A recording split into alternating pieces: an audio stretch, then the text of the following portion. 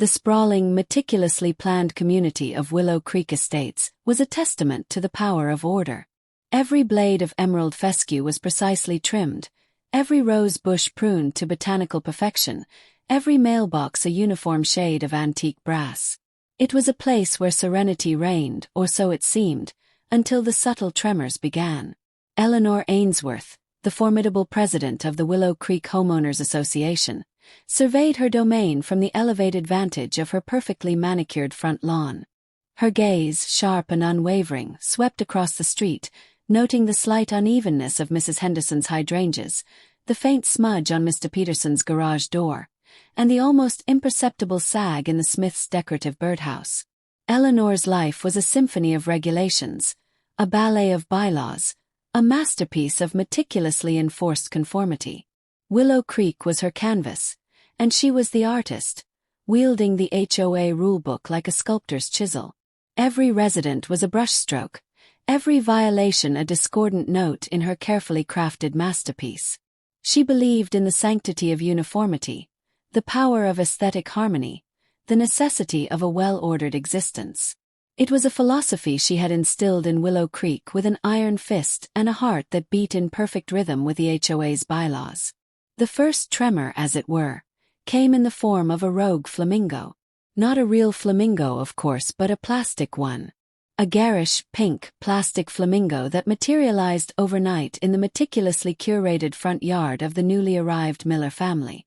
Eleanor, upon discovering this affront to good taste, felt a flicker of something akin to outrage, a subtle disturbance in the otherwise placid waters of her control. The Millers, a boisterous, uninhibited family of 5, were a stark contrast to the quiet, compliant residents of Willow Creek. They laughed loudly, their children played with unrestrained abandon, and their garden, a riot of wildflowers and haphazardly planted vegetables, was a stark departure from the manicured lawns of their neighbors. Eleanor, armed with the offending flamingo and a copy of the HOA's rulebook, marched to the Miller residence. She found Mr. Miller, a jovial man with a perpetually sunburned nose, tinkering with a rusty swing set. "Mr. Miller," Eleanor began, her voice a carefully modulated blend of authority and polite disdain, "I believe you're aware that the placement of this ornament is in violation of Section 3.2, subsection B, of the Willow Creek Estates Homeowners Association bylaws, which explicitly prohibits the display of non-approved decorative items." Mr. Miller, unfazed, grinned. "Oh, you mean Frank? Yeah, the kids love him. He keeps the gnomes company." Eleanor's eyebrows arched. Gnomes. Indeed, nestled among the unruly wildflowers were a motley crew of ceramic gnomes, each sporting a different expression and a brightly colored hat. "Mr. Miller," Eleanor said, her voice a touch sharper, "gargoyles, gnomes, and other such novelties are also prohibited under Section 3.2, subsection C." Mr. Miller shrugged. "Well, they were here when we moved in. Guess the previous owners had a thing for them." Eleanor, sensing a potential breach in her carefully constructed defenses, pressed on. "Regardless of their origin, they must be removed. The aesthetic integrity of Willow Creek is paramount." Mr. Miller, still grinning, nodded. Sure. We'll get around to it." But they didn't. Frank the flamingo remained, the gnomes multiplied, and the Miller children began painting colorful murals on their garage door. The tremors intensified. The next challenge came from Mrs. Rodriguez, a retired art teacher who had transformed her backyard into a vibrant oasis of creativity. Her garden, a symphony of color and texture, featured a mosaic-covered birdbath, a wind chime made of recycled glass, and a collection of hand-painted terracotta pots. Eleanor, upon discovering this explosion of artistic expression, felt a surge of something she couldn't quite define.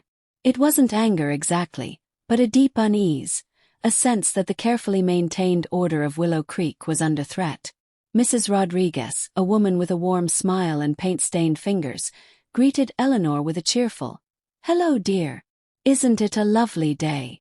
Eleanor, holding her clipboard like a shield, began, "Mrs. Rodriguez, I'm afraid your garden is in violation of several HOA regulations, specifically Section 4.1, subsection A, which states that all landscaping must adhere to a uniform aesthetic standard." Mrs. Rodriguez's smile faltered. "But these are my creations," she protested. "They bring me joy." "Joy is not a factor in HOA compliance," Eleanor replied, her voice firm. "The bylaws are in place to ensure the aesthetic harmony of the community." Mrs. Rodriguez's eyes flashed. "Harmony? This isn't harmony, it's conformity. It's stifling creativity." Eleanor, feeling a flicker of something akin to defensiveness, retorted, "Creativity is not an excuse for disregarding the rules." Mrs. Rodriguez sighed. "Rules are meant to be guidelines, not prisons." The conversation ended with Mrs. Rodriguez reluctantly agreeing to remove some of her more exuberant creations. But the seed of dissent had been sown. The tremors spread, subtle but persistent. Mr. Peterson, inspired by Mrs. Rodriguez's defiance, began painting his garage door a vibrant shade of blue. Mrs. Henderson, emboldened by Mr. Miller's nonchalance, added a collection of whimsical birdhouses to her garden. And the Smith children, mimicking the Miller children, started chalking elaborate drawings on their driveway. Eleanor, feeling the foundations of Willow Creek shifting beneath her feet, called an emergency HOA meeting. The meeting was a tense affair, with residents divided between those who supported Eleanor's strict adherence to the bylaws and those who felt that the rules were too restrictive. "We need to maintain order," Eleanor declared, her voice ringing through the room. "If we allow these deviations to continue, Willow Creek will descend into chaos." "Chaos?" Mr. Miller scoffed. "It sounds more like fun." Mrs. Rodriguez stood up, her eyes blazing. "We moved here for a sense of community, not a prison. We want to express ourselves, to add our own unique touches to our homes." The room erupted in a cacophony of voices, a clash between conformity and individuality, order and freedom. Eleanor, feeling the weight of the dissent, realized that her carefully constructed world was crumbling. The meeting ended in a stalemate, with no clear resolution. Eleanor, feeling a sense of defeat she had never experienced before, retreated to her perfectly ordered home. She sat in her living room, surrounded by her meticulously arranged furniture and her perfectly aligned artwork, and she felt a strange emptiness. The order she had so diligently maintained had come at a cost. It had stifled creativity, suppressed individuality, and created a sense of resentment among her neighbors. She looked out her window at the Miller's yard, where Frank the Flamingo stood proudly amidst the gnomes and the wildflowers. She saw the Rodriguez's garden, a riot of color and texture, a testament to the power of artistic expression. She saw the Petersons' blue garage door, a splash of individuality in a sea of uniformity.